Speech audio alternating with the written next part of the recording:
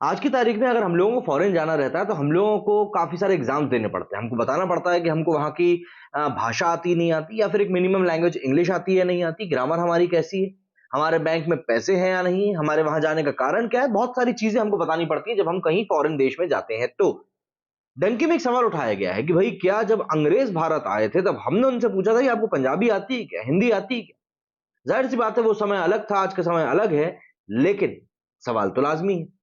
दरअसल डंकी का ट्रेलर देखने के बाद में आपको एक ताजी हवा के झोंके जैसा फील आएगा। शाहरुख खान यहां पर इतने सारे किरदारों में है कि बस पूछिए मत। इतने सारे किरदारों से मेरा मतलब है कि किरदार तो उनका एक ही है, लेकिन जो उम्र के पड़ाव अलग अलग दिखाए गए हैं, जो इमोशंस अलग अलग दिखाए गए हैं, वो सब वाकई में काबिल तारीफ है। और एक ही व्यक्ति के लिए इतने तरह के इमोशंस में जाना बताता है कि वो व्यक्ति एक एक्टर के तौर पर वाकई में कितना ऊपर काम कर रहा है।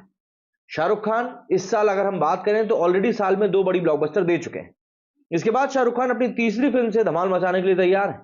उनकी आने वाली फिल्म डंकी का ट्रेलर आज वाकई में फाइनली रिलीज कर दिया गया, और इस बार शाहरुख एक अलग अवतार में भी नजर आ रहे हैं।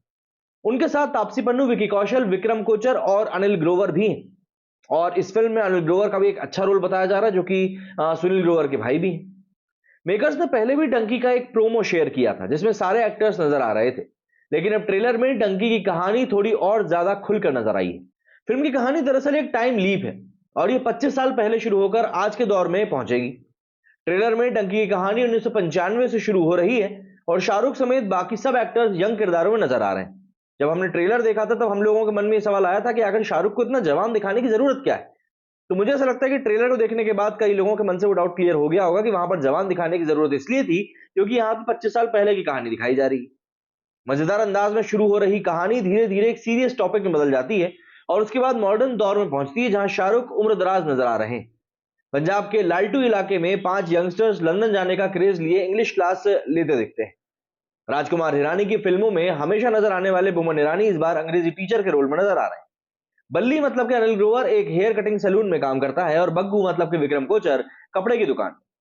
विकी कौशल का किरदार सुखिल लंदन जाकर नौकरी के सपने देख रहा है, लेकिन अंग्रेजी में उसका हाथ तंग है, बहुत ज्यादा तंग है। इन सबके साथ ही तापसी पन्नू मन्नू के रोल में है। उनका शाहरुख के साथ एक रोमांटिक एंगल भी है। डंकी का ट्रेलर हमको यह भी दिखाता है कि इन पांचों के लिए अंग्रेजी सीखना बहुत तगड़ा चैलेंज भी है। इन्हें वीजा मिलने में दिक्कत आती है और लंदन का सपना भी अधर में लटक जाता है। और आखिरकार शाहरुख एक ऐसा जरिया खोज निकालते हैं जिसके बिना आप मतलब जिसके साथ आप बिना अंग्रेजी सीखे ही लंदन जा सकते हैं। और ये लंदन जाने का वह तरीका है जिसे डंकी कहा जाता है। डंकी के ट्रेलर की एक खासियत यह है कि राजकुमार हिरानी ने फिल्म में जो पंगा खड़ा होने की वजह हो सकती है, यानी कि कहानी का जो कॉन्फ्लिक्ट है, वो रिवील नहीं किया है। ट्रेलर में ये हिंट मिलता है कि लंदन जाने के लिए निकले यंगस्टर्स किसी मुसीबत में फंस जाते हैं, लेकिन हार्डी मतलब कि शाहरुख हरदयाल सिंह ढिल्लों, जिसका कि ओरिजिनल नाम है, वो अब बच जाता है। और 30 साल बाद उसने अपने दोस्तों को बचाने का जिम्मा भी उठाया है। डंकी का ट्रेलर दिलचस्प है, और कहानी जानने का एक इंटरेस्ट बनाने का काम भी ट्रेलर में किया गया है। इसमें काफी सारे हिंट्स दिए गए हैं कि लंदन जाने का सपना पूरा करने में फिल्म के किरदारों के साथ कुछ ना कुछ तो गलत चीज हुई, जिसे अब सही करने शाहरुख का किरदार निकला है। 3 इडियट्स, पीके और मुन्ना भाई एमबीबीएस जैसी फिल्में बना चुके राजकुमार हिरानी नई फिल्म में भी कॉमेडी के साथ सोशल मैसेज का सॉलिड डोज देते हुए नजर आने वाले हैं। डंकी का ट्रेलर तो दर्शकों को काफी ज्यादा एक्साइट कर ही रहा है, और फिल्म कैसी होगी हम लोगों को 21 दिसंबर को पता चल ही जाएगा। मतलब ट्रेलर को देखने के बाद वाकई में ये चीज फील होती है कि क्या वाकई में ऐसा कोई काम है जो शाहरुख खान नहीं कर सकता। बुढ़ापे के ऊपर तो खैर हम लोगों ने बात कर ही ली है, लेकिन बस एक आवाज है जो मुझको थोड़ी सी लग रही, जो आवाज को ऐसा लग रहा था कि बहुत जबरदस्ती का बेस देने की कोशिश करी गई, बहुत जबरदस्ती का भारी बनाने की कोशिश करी गई है। जबकि जो जैसी आवाज हो वैसी ही अच्छी लगती है शाहरुख खान की, बट थोड़ा सा मुझे लग रहा है यहाँ पर कि उनकी आवाज के साथ में थोड़ी बहुत छेड़खानी तो करी ही गई। बट इन सब के बावजूद भी एक ही ट्रेलर में इतने सारे इमोशंस को देखना वाकई में एक अलग ही तरह का एक्सपीरियंस था। सबसे ज्यादा तो मुझे यहाँ पर बुरा लग रहा है प्रभास के लिए, क्योंकि सालार का जो पहला ट्रेलर रिलीज हुआ है उसको काफी ज्यादा मिक्स्ड रिएक्शंस मिले। मुझको वो ट्रेलर उतना खासा पसंद नहीं आया, कई लोगों को वो ट्रेलर पसंद आया है, लेकिन मेरे जैसे सोचने वाले कई लोग हैं जिनको कि वो ट्रेलर पसंद नहीं आया है।